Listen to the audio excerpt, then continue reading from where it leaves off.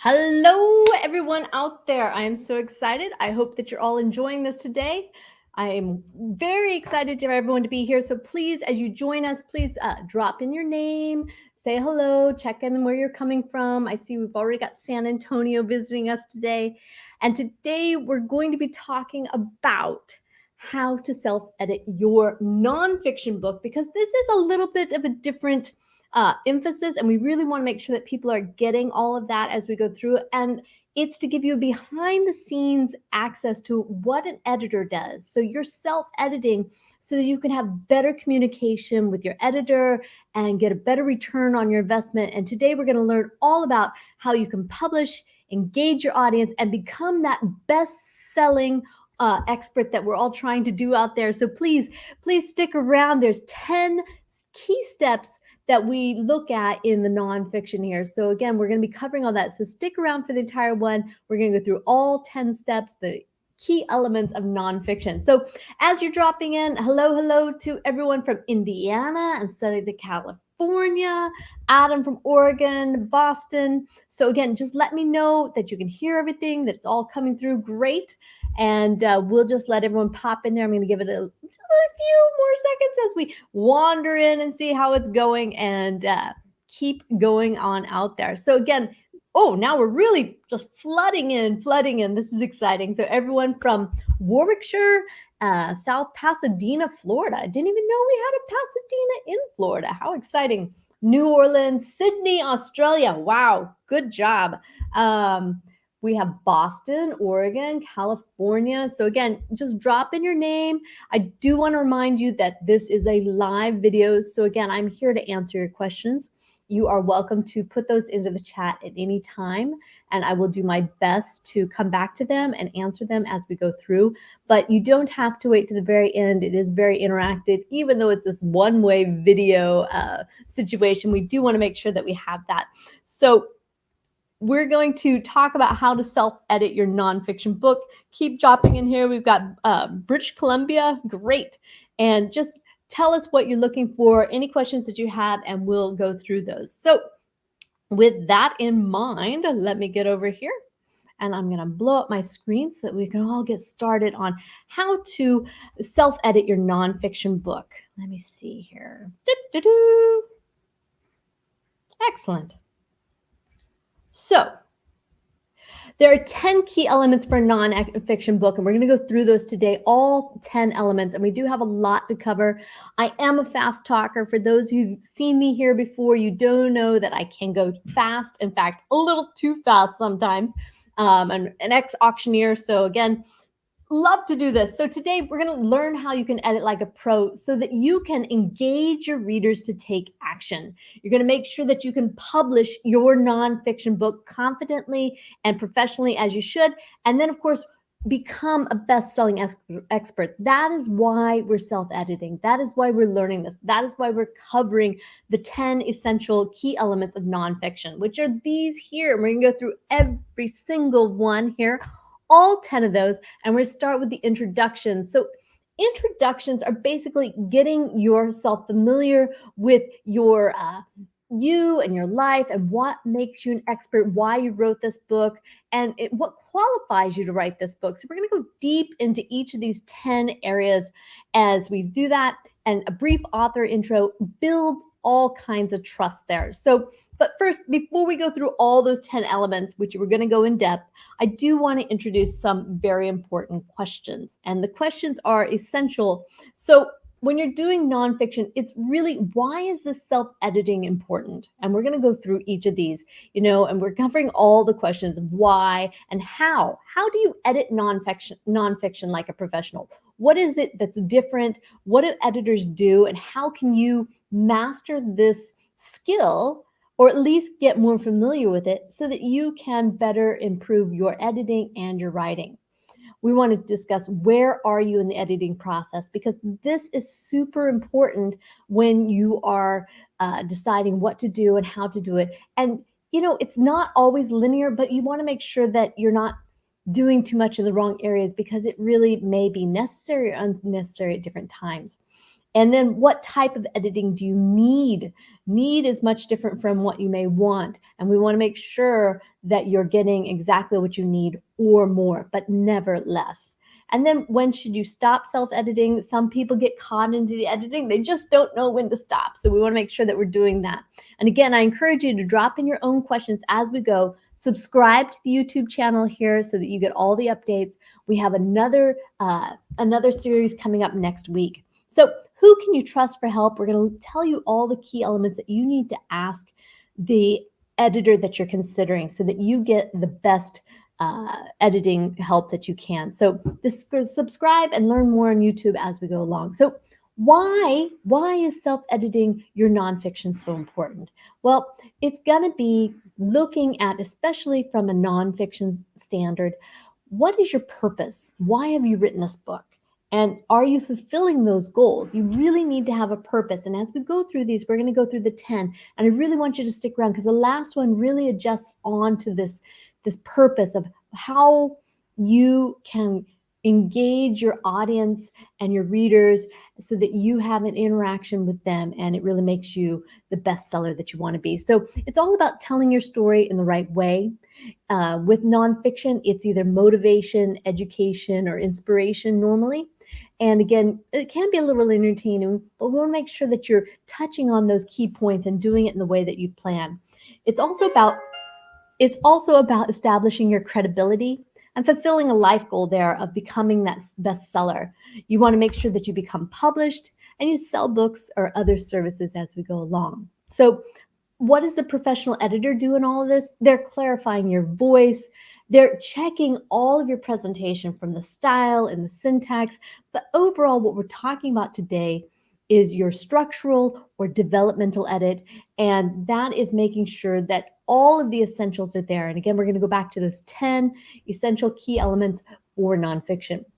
You want to convey your ideas there clearly, and we're going to critique everything in which you presented it, how you structured it, how you build up to it.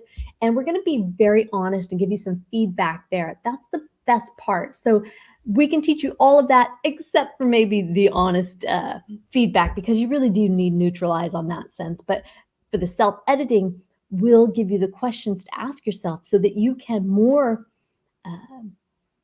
honestly answer those questions and evaluate where you are. And of course, we can help you learn to become a better writer. And that's so essential on all this. So again, it's all about becoming a successfully published author so that you too can reach out.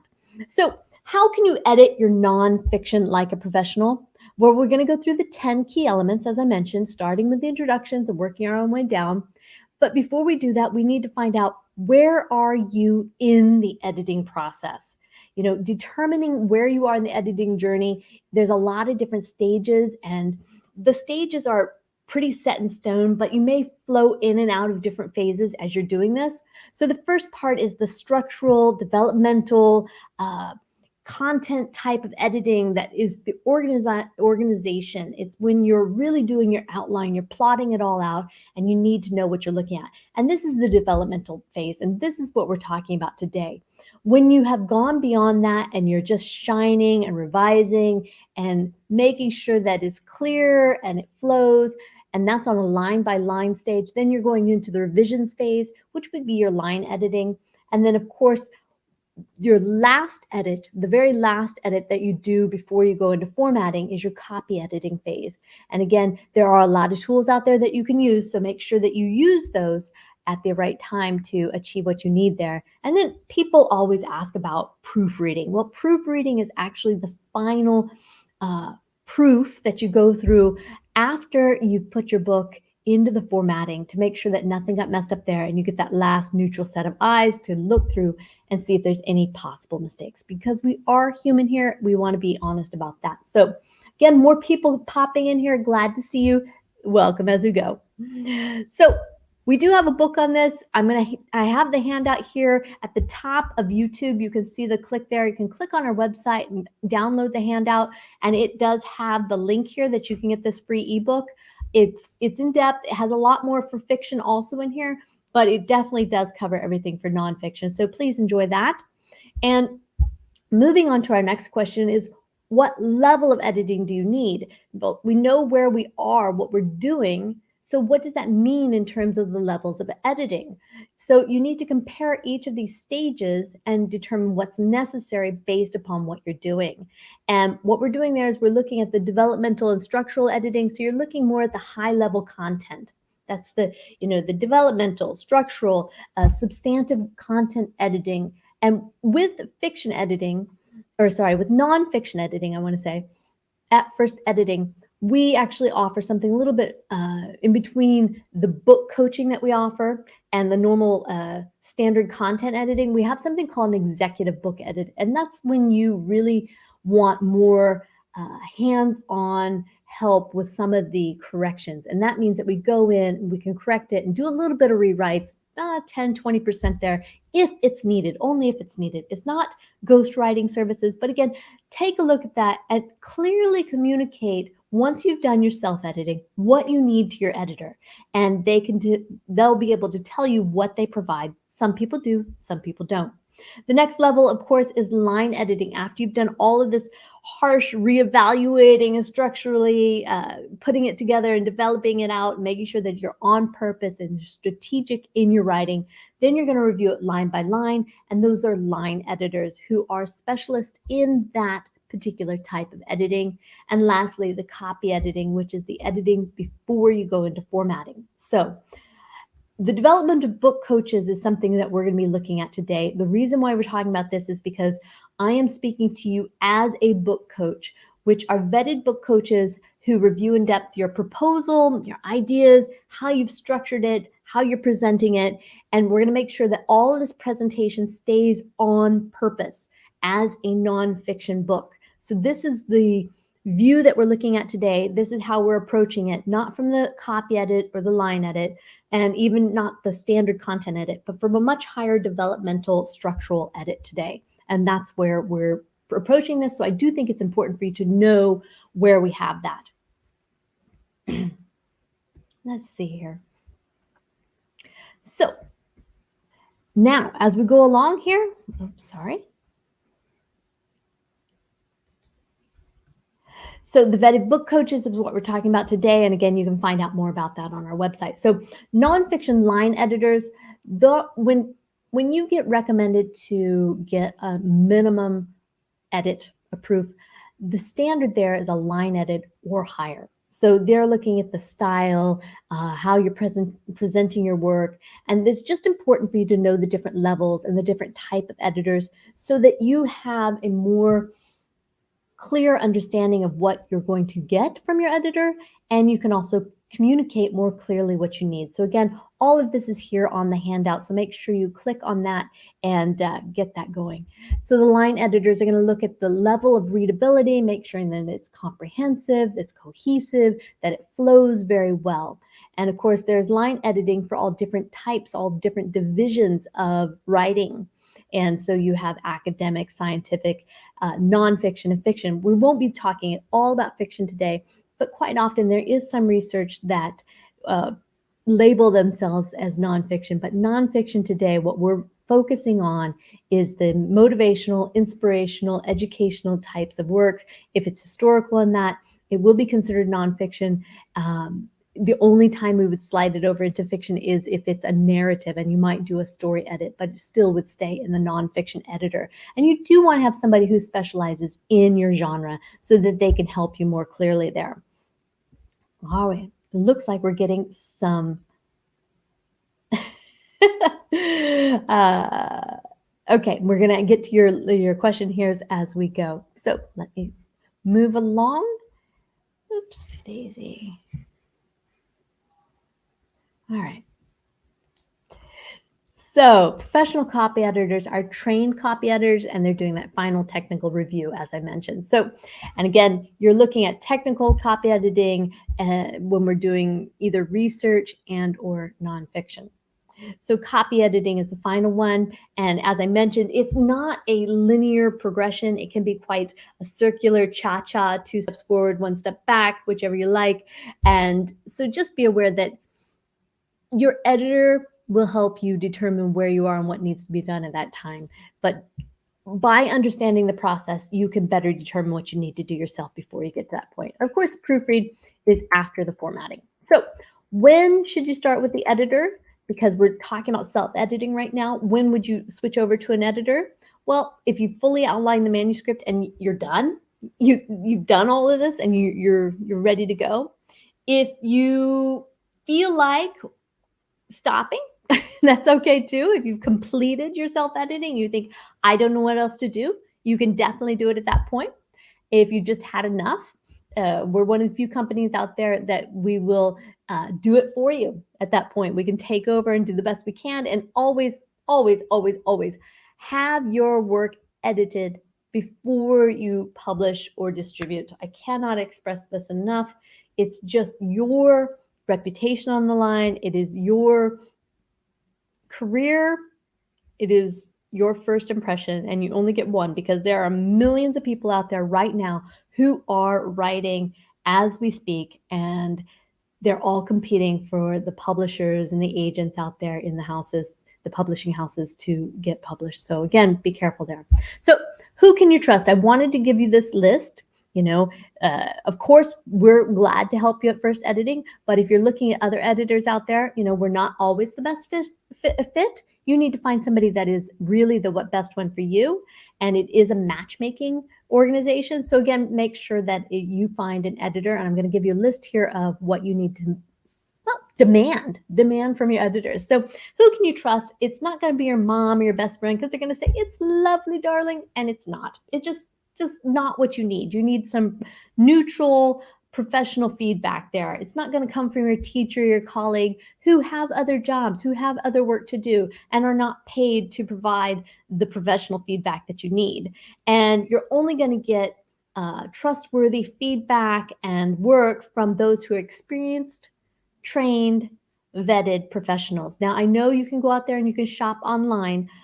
We do that for you. We have vetted all of our editors prior to doing that, but be aware it is a lengthy process, and it is difficult to find what you're looking for. But again, what you need to ask for them is what you can expect from a trustworthy editor is to have certifications, training, experience. They should be vetted. They should have additional training there as a professional.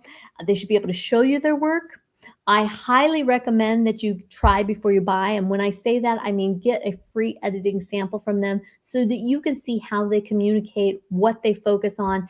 Is their voice and interactions respectful, and does it match you? Because again, this is a match. So make sure you get references from previous clients. I always laugh because so many people out there are saying, I can't do that. It's a non-disclosure agreement. Well, you should be able to have some testimonials, some references, and you should have enough books out there that you can show what you've done. We put them all online. We have thousands of testimonials, and we have hundreds of books that people have asked us to put up on their behalf. We're at a point that we don't even keep track of it all, but because we're a company and we offer a satisfaction guarantee behind all of our editors, we don't have to worry as much. But again, I do want you to look for that. And then you want to confirm what level of editing that you want. Want is different from what you need. So again, we're going to talk about that a little bit further. And then, of course, tell them what you need. If you want to know, is this any good? Can you go really in depth? Can you tear it apart? Then tell them, and they will definitely do that. You want to determine the price up front. Why? Editing is expensive. It's going to be your biggest investment here. So make sure that you know what you're getting yourself into. And of course, set a timeline and delivery accordingly. This is one of the reasons why I don't recommend that you pay by the hour or something, because amazingly enough, it will take longer. So let's see here. The editing price is based on your manuscript's needs, where you are in the process or the phase of editing, and actually what you desire. So again, you should be able to get that up front. If that's difficult for your editor, that is a reflection of their experience on how they can calculate that. So again, be aware. So strong books and presentations are going to come from knowing the skills that you need to self-edit, and then working with a professional eventually in the end. So again, I do encourage you to download that ebook. The link is there. I don't know why I have that again, but let's get into those 10 key elements for a nonfiction book. So, first of all, we have the full list here, and I'm just putting this straight up for you to look through, and I'm going to go through each one a little bit more in depth. Nonfiction, again, you have a different purpose from entertainment normally. So let's go through this. Let's get started with the first one of introductions. Introductions are basically giving relevant info about you and your life. I mentioned this already. And what qualifies you to write this book? Why should they listen to you? Why should they pick up a book that you wrote? And you just want to mention this either in your bio or in your intro, your prologue, whatever you're doing here, that builds trust. You need to let them know who you are and why you're qualified to talk about it. And you basically also want to let the reader know what they're going to get. You're setting the expectations here. And quite often I've seen really good process where people tell you this book is about, it is not this. And that can be in your description or it can be in your first chapter, however you want to do it. But you want to give them, the obvious reason of why should I read this book. That you want to make sure that you're talking directly to your niche, to your audience, to your readers, to your new followers and fans. And you want to be very clear in your tone, your voice, and your message so that it's a good match, especially in the long run. So you're going to highlight the benefits of the book, not necessarily features. And what it means by benefits versus the features, again, we're looking at a little bit more of marketing from the very beginning. And what this means is that you're going to say, you will learn how to, because learning and gaining skills are much more valuable than you will know the 10 facts. You need to learn something. You need to understand what it is. You don't necessarily need to know how fast you can do something, but you should know that it will simplify your life and make it easier. So what do they gain from this? And talk about that a little bit more. You can include the features, but really, really focus on why they should continue reading. Every single page is the opportunity to hook them to the next one. And you have to keep that in the forefront of your brain at all times. So we also have the expertise and validations here. So the expertise is why this book and why now? Quite often with a nonfiction book, it may be something relevant to the world events. It could be relevant to new discoveries, whatever it may be. So mention that so that they can see why you're motivated, what really drives you to be part of this so that they can trust you, and why you particularly did it now. Why you're releasing this book. Is it something relevant to you personally, relevant to the world? Is it something you feel the world needs? How are you connecting there? And then you, again, describe what you're going to share and get back to the benefits. What do they gain from this? So talk about what makes your book special. So anything that's unique. If you've worked in this field for 10 years or you have gone through this personal life crisis experience, whatever it may be, highlight that as unique and point this out to them. And then, of course, any special instructions. There are nonfiction books out there that you can read any book, any chapter at any time. You don't necessarily need to read it in the order in which it's written, which is very nice because they're going to be looking at that table of contents, and that's very helpful. It can be inspirational books where you say, you're dealing with a life change, so you can turn to this page, and they should be able to find these in the table of contents.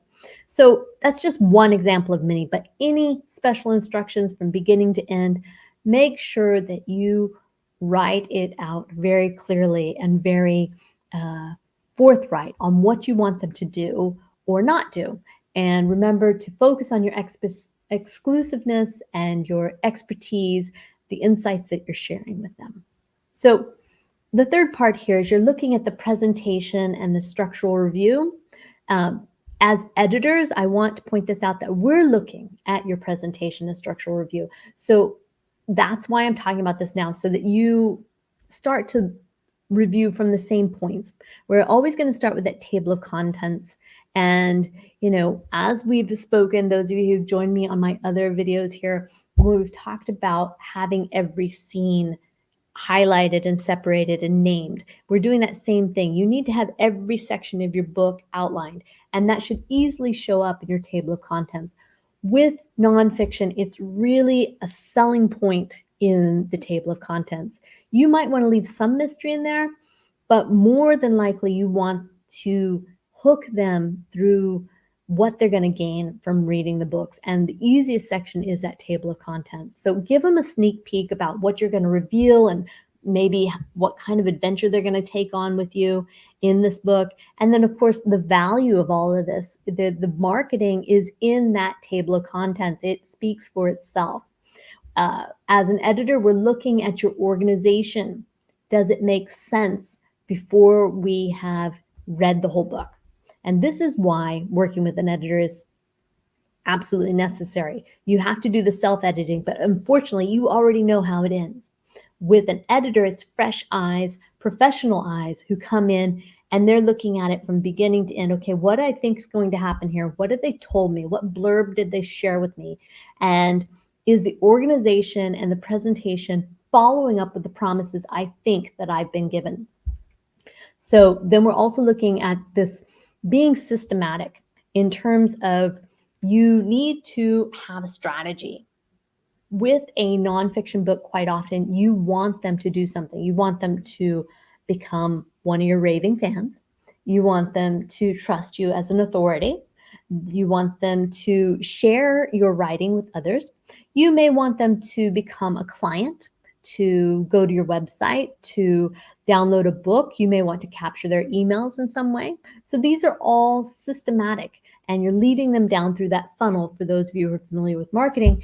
And you want to make sure that it's methodical, that you're building on this and you're including every step in there and you're making it very clear to them, do this now, click here now, get more information now, so that they're following through. And we're going to look at that. And the last part is when you are writing, even though you have a niche, for the most time, it's okay to still start from the very beginning, covering the basics of every single item that you're presenting, because you don't want to make assumptions about where they are. You'll lose them. You don't want to use jargon. You can use the jargon, but you need to explain it first. You need to make sure that it's all clear, and it should be the words that your readers use, not necessarily what the expert uses. They need to understand it. So again, speak to where they are so that you can create a trust and an exchange that they can benefit from. Because even though you're the expert, and even though you've enjoyed this writing process, the process of the book, the delivery of the content is for your readers and your audience there. So as we move on to the next one, we're going to look at the goal-driven organization. And this is what I'm talking about, having that strategy, that system there. We want to know what are your goals as an author from the beginning. If you have not written this down as a nonfiction author, I encourage you to stop where you are and outline it. I'm saying this again. Stop where you are and have a vision, a mission for your book that you're going to accomplish, because it's so important to do this. So align the goals of your book. They should align with you as the author and why you wrote the book. And of course, we want to make sure that it's that systematic, but the goals, if the goal is to get them to come to your website, then make sure that every single step in there drives them through to achieve that goal. Everything in the book should at some point wrap around coming back to the website. If it is to trust you and to make you a famous person and sell more books, then you need to build up whatever you're trying to propose here. Have a clear goal and make sure that every chapter, every scene, every section pushes that goal forward. In the same way you would with fiction, you have a story arc that you're driving forward the plot.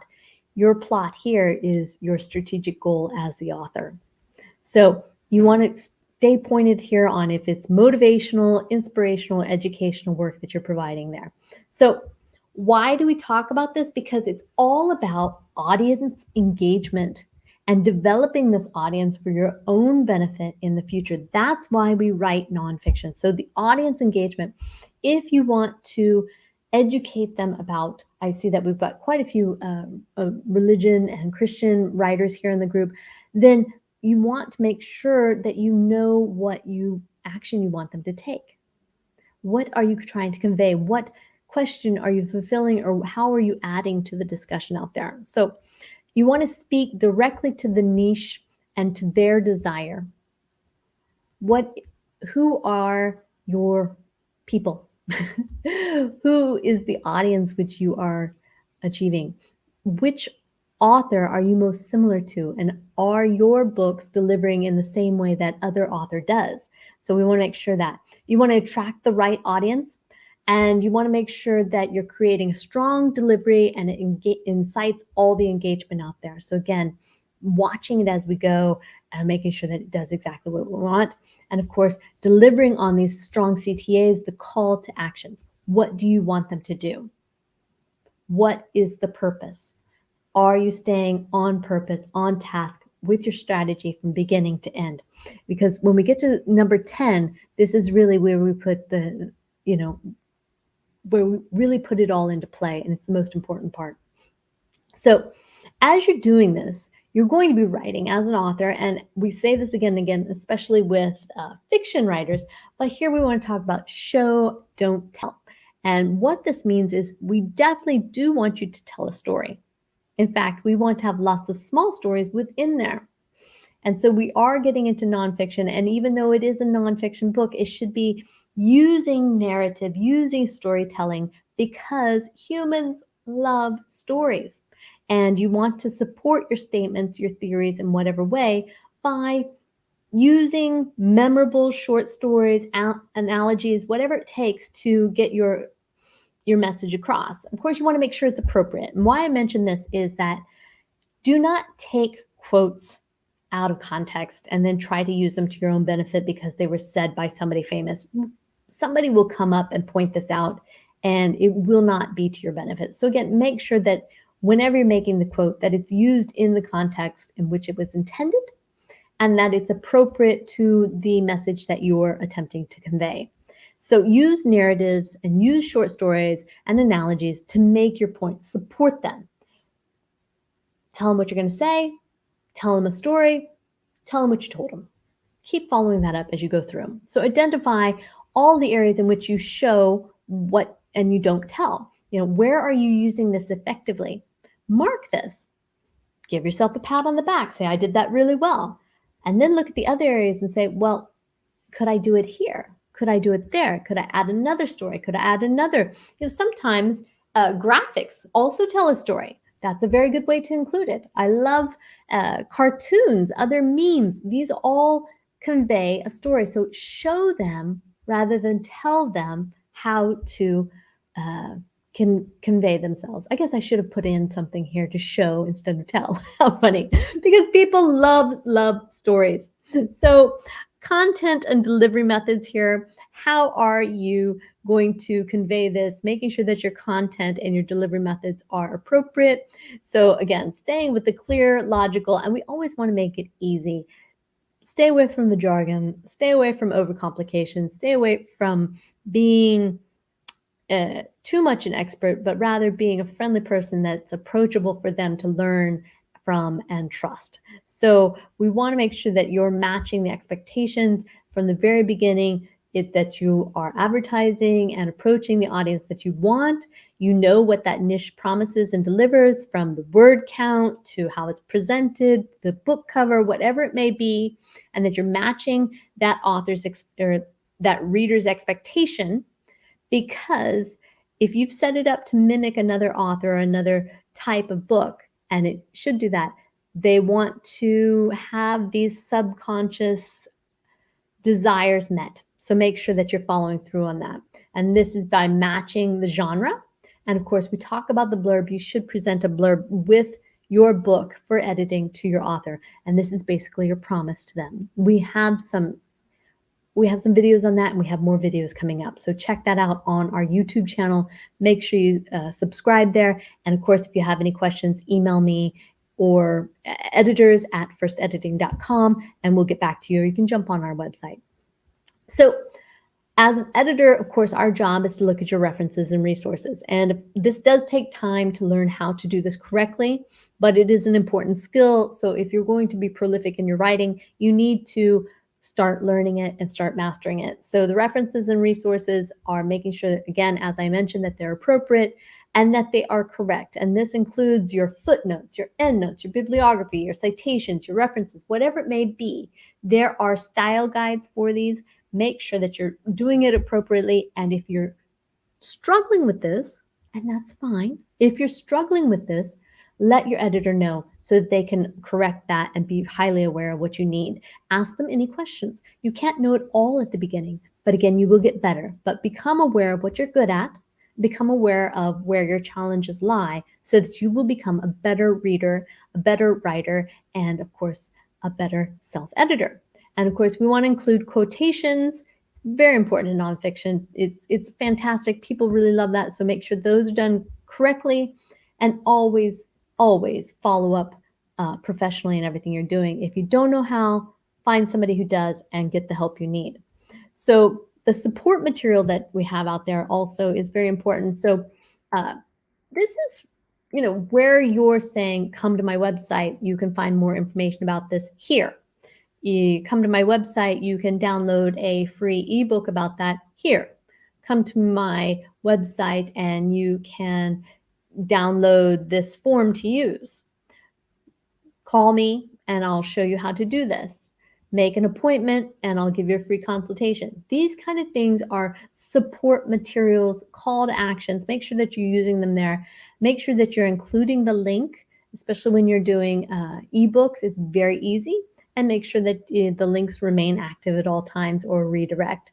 Make sure that you are clear on your call to actions and that you're not asking them to do too many. You don't want to confuse your visitors / readers / audience. You want to make sure that you have one objective and that you're staying on task throughout the book, throughout the plot, throughout the storyline, and that you are pushing them towards this action and that you're very clear why it's going to benefit them and what they're going to gain from doing it. So you might want them to contact your information, etc. So write strategically from beginning to end. If you do not have a purpose with a clear vision of why you've written this book, again, I encourage you to stop and go back because these are the basics. And as a nonfiction author, you really need to do that. So I'm just looking over here. We had, okay, I will keep going on as we do this so that we can answer your questions as we go. So back to mine here. And of course, the purpose and fulfillment, this is our 10th level here. And this is what's so important. And I do want to mention that the purpose and fulfillment is based upon your goals as the author. And we're going to talk about this even more because we're going to go into our next series and we want to talk about the 3 main areas here that are so vital. The 3 key vital ingredients to a nonfiction book. And those are based around your author's goals and meeting your reader's expectations and knowing what those are and writing your blurb, which is your promise from the very beginning to your editor, to your readers, to yourself, to your book, to your purpose in creating and becoming an author. So again, make sure that we're doing that. And I do encourage you to follow along. We will put a connection up on this website, on this video here, to discover the 3 vital steps to self-editing your nonfiction, and make sure you follow up with that. So join our live self-editing series. You can subscribe now. Just click on the bell. I'm open to all of your questions now. Make sure that I can answer those for you. And remember, you do want to get editing before you do the publishing. Please go to the top of the comments and you'll see a link where you can download this entire presentation. It also has some additional free stuff on the end that you can go back and look at. So please make sure that you do that. And I'm going to open up for just a few minutes here and see if we have, any questions that I could answer for you and make sure that we're taking care of you all today. And I do want to thank you for your time. And again, we will follow up with an email that will come. Those of you signed up on Eventbrite, it will be coming through there, but we will add it to you. Look for an email from editors@firstediting.com. If you've completed your manuscript and you are ready to find an editor, or you feel like you're getting close, or maybe you're just fed up, that's fine. You can contact us at editors@firstediting.com, or you can call us at 321-251-6977. We are real humans who pick up the phone, or you can chat with us on our website, and we'll be glad to send you a free sample, which includes an evaluation of your document and where it is, and determining what level of editing you need and what you want and what we feel is the best for you. And of course, that includes a price quote. So going back over there, let's see here. We have Toronto joined us. Lots of people have come here. Writing according to an outline developed here is great. Congratulations on that. Hello to Jonna. And we are also finding an editor who's met Jesus, angels, etc.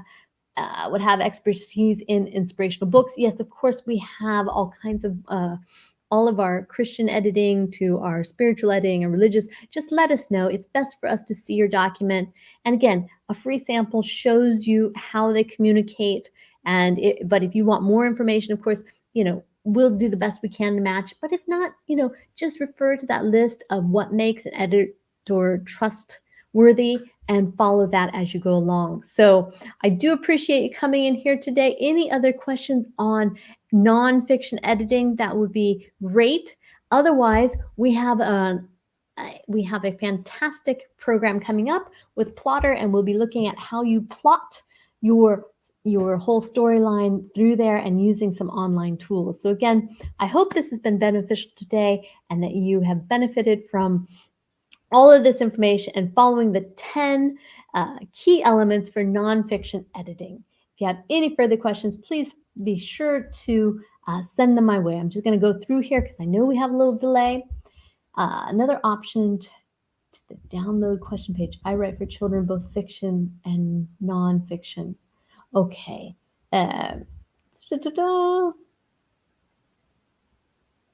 You can choose fiction or nonfiction. We'll sort it out for you. It's based upon, we have many editors or authors who flow in and out of different divisions. All right.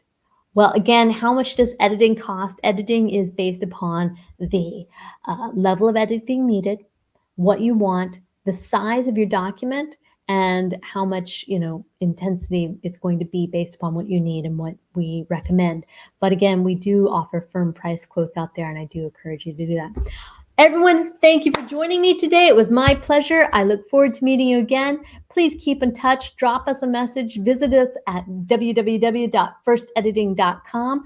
Subscribe and click the bell, and we'll let you know through our community all the upcoming live webinars. Have a great day.